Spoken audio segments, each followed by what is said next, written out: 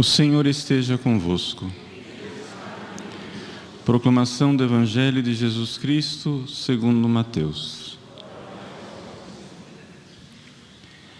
Naquele tempo disse Jesus a seus discípulos: Em vosso caminho anunciai, o reino dos céus está próximo. Curai os doentes, ressuscitai os mortos, purificai os leprosos, expulsai os demônios. De graça recebestes, de graça deveis dar. Não leveis ouro nem prata, nem dinheiro em vossos cintos, nem sacola para o caminho, nem duas túnicas, nem sandália, nem bastão, porque o operário tem direito ao seu sustento. Em qualquer cidade ou povoado onde entrardes, informai-vos para saber quem ali seja digno. Hospedai-vos com ele até a vossa partida. Ao entrardes numa casa, saudai-a. Se a casa for digna, desça sobre ela a vossa paz. Se ela não for digna, volte para vós a vossa paz. Se alguém não vos receber, nem escutar a vossa palavra, saí daquela casa ou daquela cidade e sacudi a poeira dos vossos pés. Em verdade vos digo, as cidades de Sodoma e Gomorra serão tratadas com menos dureza do que aquela cidade no dia do juízo. Palavra da salvação.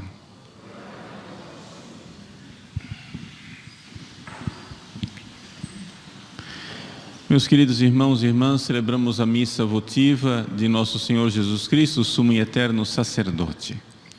Todas as quintas-feiras é sempre o dia de nós rezarmos pela santificação dos sacerdotes. Foi na quinta-feira santa, à noite, que nosso Senhor Jesus Cristo instituiu o santo sacerdócio católico e nos deu a divina Eucaristia. Esses dois grandes dons do seu coração eucarístico, do seu coração ardente de amor por nós. Esta é a grande herança que nós recebemos de Cristo e que não podemos perder. Mas exatamente por isso, Satanás sabe onde é que está o centro da vida da igreja. O centro da vida da igreja está na Eucaristia. O centro da vida da igreja depende dos sacerdotes. O que seria do mundo sem sacerdotes que celebrassem e ofertassem o santíssimo sacrifício do altar? E é por isso que, se o mundo não dá valor aos sacerdotes, se às vezes até nós fiéis não damos valor aos sacerdotes, o diabo nos ensina uma bela lição. Por quê? Porque ele, querendo destruir a igreja, ataca aos sacerdotes. É como quando nós queremos golpear e destruir o poder do inimigo, da serpente. Quando a gente vai contra uma serpente, o que é que nós fazemos? Até a própria Escritura nos recorda o que se faz com a serpente. Se esmaga a cabeça. É na cabeça que deve ir o golpe, se nós queremos esmagar a serpente. Também Satanás sabe dessa estratégia. E exatamente porque ele quer atingir a igreja, já que a cabeça da igreja, que é nosso Senhor Jesus Cristo, é inatingível, porque está glorioso no céu e Satanás não tem nenhum poder sobre ele. Então ele vem contra aqueles que agem em nome de Cristo, cabeça, O sacerdote age em nome de Cristo cabeça, porque ele tem poder sobre o corpo de Cristo. Veja, Cristo, que é a cabeça da igreja, é quem tem o poder sobre o seu corpo. É a cabeça quem manda no corpo. Assim, o sacerdote, podendo realizar o santo sacrifício da Eucaristia, ele tem poder sobre o corpo de Cristo. Ele tem um poder, ele recebeu esse poder. E por causa do poder que o Padre tem sobre o corpo de Cristo na Eucaristia, é que daí deriva que ele tenha poder sobre os fiéis. Ele tem poder para organizar, mandar, curar, perdoar os pecados, não é? Impor obediência aos fiéis membros do corpo de Cristo, porque o Padre tem poder sobre o corpo de Cristo. É claro que não é um poder absoluto, é evidente. O sacerdote não pode tudo, ele pode tudo em nome de Cristo, aquilo que Cristo faria. Nós não devemos obedecer aos sacerdotes que abusam do poder, ou seja, que querem usar do poder que vem de Cristo contra Cristo, querem usar do poder que vem de Cristo contra a igreja. O poder do Padre não é um poder para destruir a igreja. Se um sacerdote quisesse impor aos fiéis uma obediência em que claramente nesta obediência a igreja fosse dilapidada, fosse destruída, fosse dilacerada, é evidente que os fiéis não somente não devem, não podem obedecer. O fiel não pode, seria pecado obedecer a um padre que manda uma coisa que destrói a igreja. Não é somente que, eu não quero obedecer por fraqueza minha, mas eu deveria obedecer. Não, você não pode obedecer. Quando um sacerdote abusa do poder, os fiéis não podem obedecer. Por quê? Porque essa é a estratégia de Satanás. Satanás, querendo atingir toda a igreja, atinge aquele que age em nome da cabeça, que é o sacerdote. Então os sacerdotes são tentados, os sacerdotes são provados pelas tentações do inimigo. Se nós formos olhar na história da igreja, praticamente todas as heresias, todos os cismas, todas as grandes confusões na igreja foram causadas por sacerdotes, seja sacerdotes simples presbíteros, seja sacerdotes bispos. É importante lembrar que quando a igreja fala de sacerdotes, nós estamos falando de bispos e padres. Quando a gente diz sacerdote, o pessoal geralmente pensa só em padre. Não, mas o bispo é sacerdote. Essa palavra sacerdote inclui 2 graus da ordem: o grau do episcopado e o grau do presbiterato. Os diáconos não são sacerdotes. Na linguagem da igreja, com toda clareza, quando nós nos referimos a sacerdotes, nos referimos a bispos e padres. Portanto, essa missa, em honra a nosso Senhor Jesus Cristo, sumo e eterno sacerdote, em que nós intercedemos pela santificação dos sacerdotes, estamos rezando também pelos bispos, não somente pelos presbíteros, não é? Não somente os padres, mas também os bispos são sacerdotes. Pois bem, então vamos pedir, rezar, implorar. É uma grande batalha.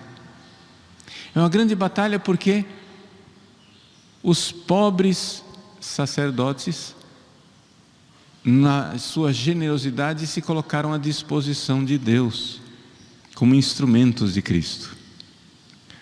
O sacerdote é instrumento de Cristo. Ele não é,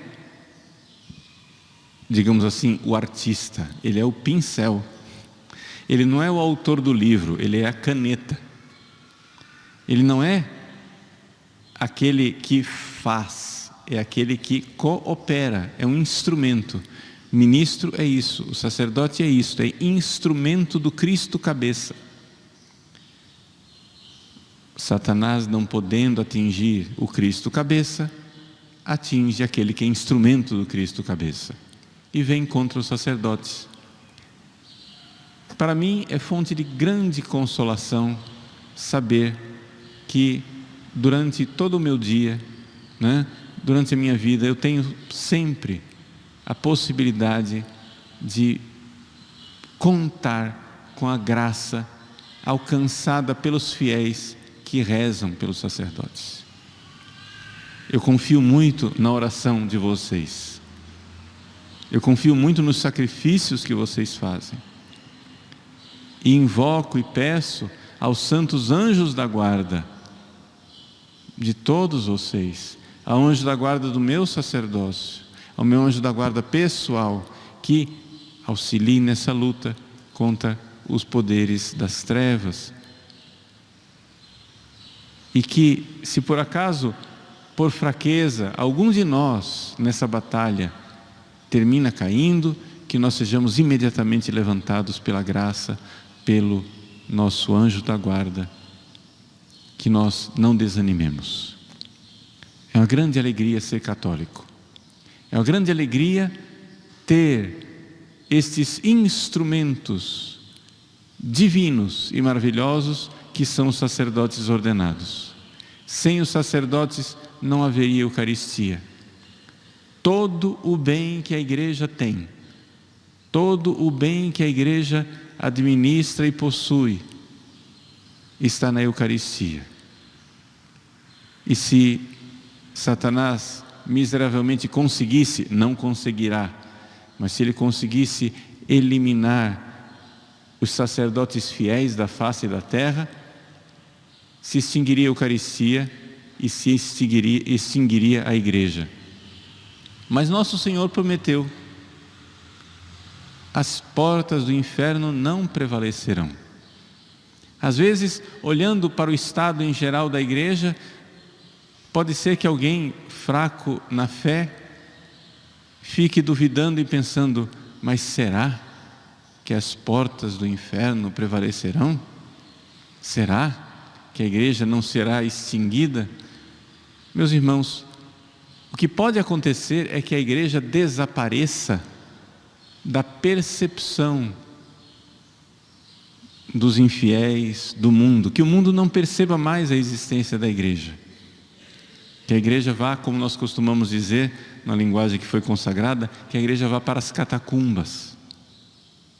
Mas a igreja nas catacumbas não é a igreja não existente, é somente a igreja não percebida pelos ímpios, pelos infiéis. Haverá sempre uma porção que, fiel à fé de nosso Senhor Jesus Cristo, vai com as suas obras, com os seus sofrimentos, com as suas orações, preparando o triunfo. Quando cair a grande Babilônia, e ela cairá, quando finalmente ela for derrotada, e será derrotada, virá o grande aleluia. E no grande aleluia do triunfo, no aleluia final, em que o anjo, voando pelo céu, proclamar: caiu a grande Babilônia, caiu aquela que prostituía as nações. Então, naquele dia, os pobres miseráveis que viviam escravos da Babilônia virão ao nosso encontro, irão nos agarrar pelas vestes, irão dizer: ensina-nos o caminho da verdade, ensina-nos o caminho de Deus, ensina-nos o caminho do céu. Por enquanto, cabe a nós perseverar, cabe a nós continuar firmes, cabe a nós sofrer sim perseguições, sofrer momentos de angústia, mas nós temos a graça, nós temos nosso Senhor do nosso lado, o sumo e eterno sacerdote, sempre vivo a interceder por nós. Nós temos Nossa Senhora, aquela mulher vestida de sol, que vem contra o dragão e que batalha com o restante dos seus filhos, aquela cuja profecia previu: a descendência esmagará a cabeça da serpente. Sejamos humildes, como humildes calcanhares de Nossa Senhora, sirvamos a Deus, perseveremos, rezemos pelos nossos padres. A nossa paróquia iniciou no último dia de Corpus Christi a tradição de, na quinta-feira à noite, rezarmos pelos nossos sacerdotes. Então, mais uma vez, hoje, quinta-feira, às 20h30, né? Perdão, às 20 horas, sempre erro o horário, às 20 horas, hoje à noite, nós estaremos aqui reunidos com o Santíssimo exposto para a devoção da Passio Domini, em que nós rezaremos pelas nossas necessidades, pelas necessidades da Igreja no mundo inteiro, em reparação pelos pecados e ofensas cometidos ao Eucarístico Coração de nosso Senhor Jesus Cristo, mas também em intercessão pela santificação dos nossos sacerdotes. Como intenção especial dessa Santa Missa, também estamos rezando pela alma de Rogério, que é irmão do nosso sacerdote aqui da Arquidiocese de Cuiabá, Padre Ruderson, que faleceu no dia de ontem, aos 26 anos de idade. Rezemos pela alma do Rogério e pelo Padre Ruderson e por sua família. Vamos então fazer a nossa preparação das ofertas.